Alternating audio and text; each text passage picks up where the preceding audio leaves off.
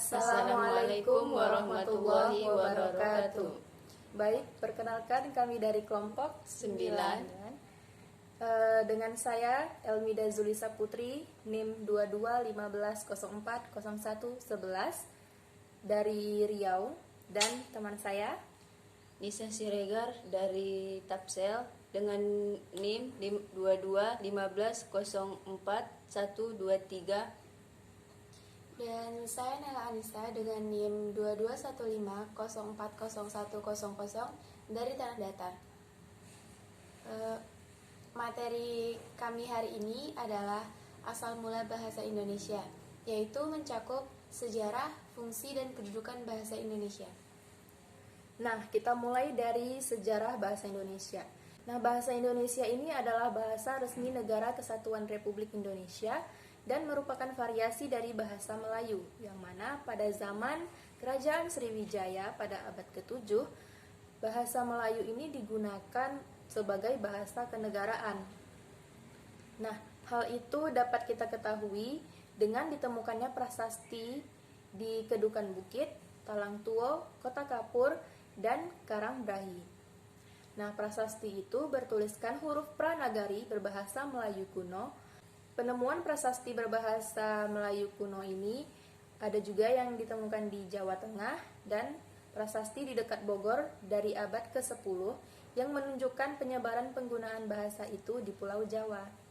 Pada abad ke-15 berkembanglah bentuk yang dianggap sebagai bentuk resmi dari bahasa Melayu karena dipakai oleh Kesultanan Malaka yang kelak disebut dengan bahasa Melayu Tinggi. Selama berabad-abad, bahasa Melayu dipakai sebagai bahasa perhubungan antara penduduk Indonesia yang terdiri dari berbagai suku dan bangsa.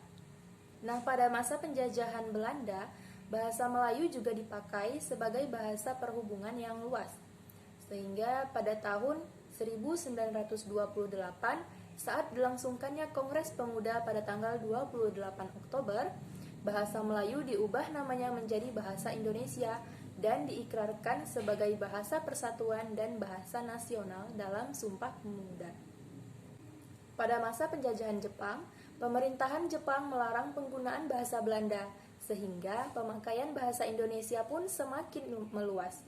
Nah, setelah kemerdekaan Indonesia, yaitu tepatnya pada tanggal 18 Agustus 1945, ditetapkanlah Undang-Undang Dasar 1945 yang di dalamnya terdapat pasal yang menyatakan bahwa bahasa negara adalah bahasa Indonesia. Pernyataan dalam pasal tersebut mengandung konsekuensi bahwa selain menjadi bahasa nasional, bahasa Indonesia juga berkedudukan sebagai bahasa negara sehingga dipakai dalam semua urusan yang berkaitan dengan pemerintahan dan negara. Selanjutnya adalah fungsi dari kegunaan bahasa Indonesia.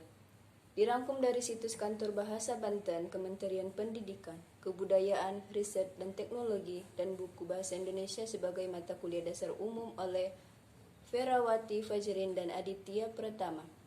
Berikut fungsi bahasa Indonesia sebagai bahasa negara. 1. Bahasa resmi kenegaraan. Artinya, seluruh kegiatan kenegaraan dan penyelenggaraan harus menggunakan bahasa Indonesia. 2. Bahasa pengantar pendidikan. Di Indonesia, kegiatan belajar mengajar di sekolah dan lingkungan perguruan tinggi menggunakan bahasa Indonesia sebagai pengantarnya. 3. Bahasa komunikasi tingkat nasional. Dalam hal ini, bahasa Indonesia berfungsi sebagai alat perhubungan dalam kepentingan perencanaan dan pelaksanaan pembangunan nasional serta kepentingan pemerintahan yang lainnya. 4.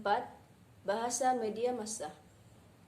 Penyampaian berita lewat media massa juga menggunakan bahasa Indonesia sebagai bahasa baku. 5. Bahasa pengembangan dan pemanfaatan ilmu pengetahuan dan teknologi. Selain itu, bahasa Indonesia juga berfungsi sebagai bahasa resmi pembangunan kebudayaan. Dalam hal ini, bahasa Indonesia berperan sebagai media pengembangan dan pelestarian kebudayaan nasional. Dan selanjutnya, kedudukan bahasa Indonesia. Salah satu masalah kebahasaan yang perumusan dan dasar penerapannya perlu dicakup oleh kebijaksanaan nasional di bidang kebahasaan adalah fungsi dan kedudukan bahasa nasional kita, bahasa Indonesia. Secara historis, pertumbuhan bahasa Indonesia telah melewati dua tonggak sejarah besar. perjalanan bangsa ini, yakni Sumpah Pemuda dan Kemerdekaan Republik Indonesia. Oleh karena itu, kedudukan bahasa Indonesia dalam hal ini dapat digolongkan ke dalam dua bagian, yakni kedudukannya sebagai bahasa nasional dan kedudukannya sebagai bahasa negara. Penggolongan kedua kedudukan bahasa Indonesia tersebut masing-masing memiliki fungsinya yang sendiri-sendiri pula.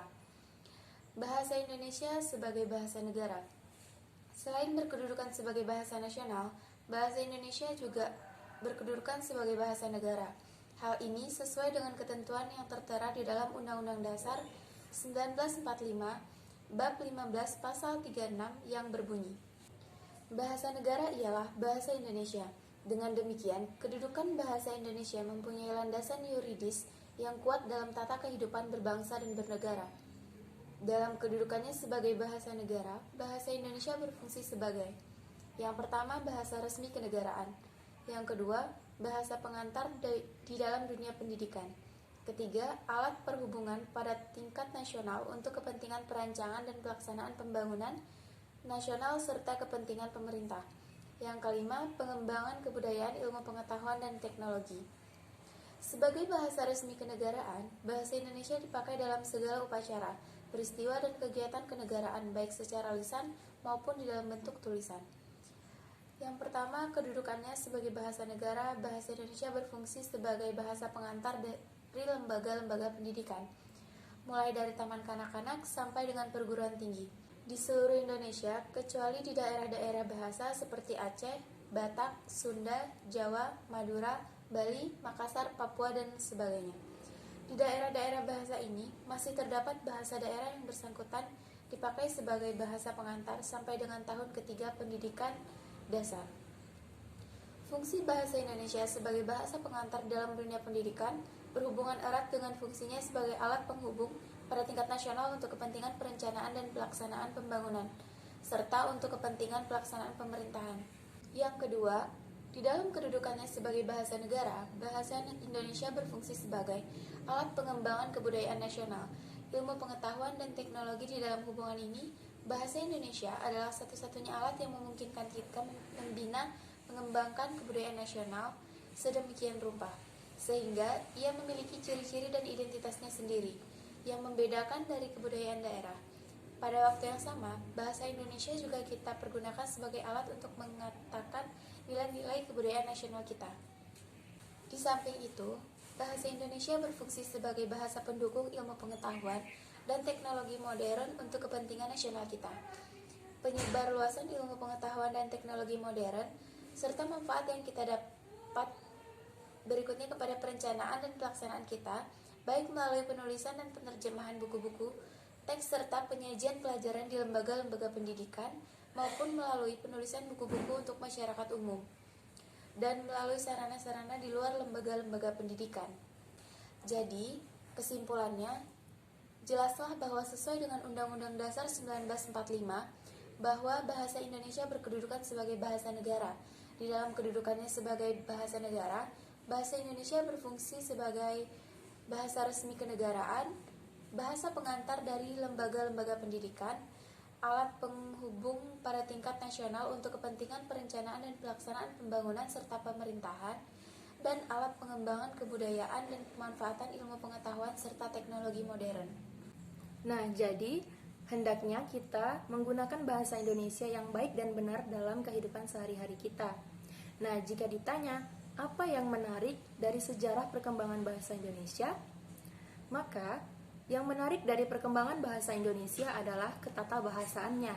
Karena ketatabahasaannya itu memiliki ciri khas tersendiri, karena walaupun bahasa Indonesia ini adalah turunan dari bahasa Malaysia, ia dapat beradaptasi dengan perubahan-perubahan kebahasaan sejak zaman dulu sehingga kemiripan dengan bahasa Melayunya menjadi lebih minim. Pertanyaan yang lain juga banyak mereka menanyakan, bagaimana cara Anda untuk menjaga bahasa Indonesia agar tetap menjadikan kebanggaan generasi muda? Jawabannya adalah upaya melestarikan bahasa Indonesia. Yang pertama, tidak menggunakan bahasa asing secara berlebihan.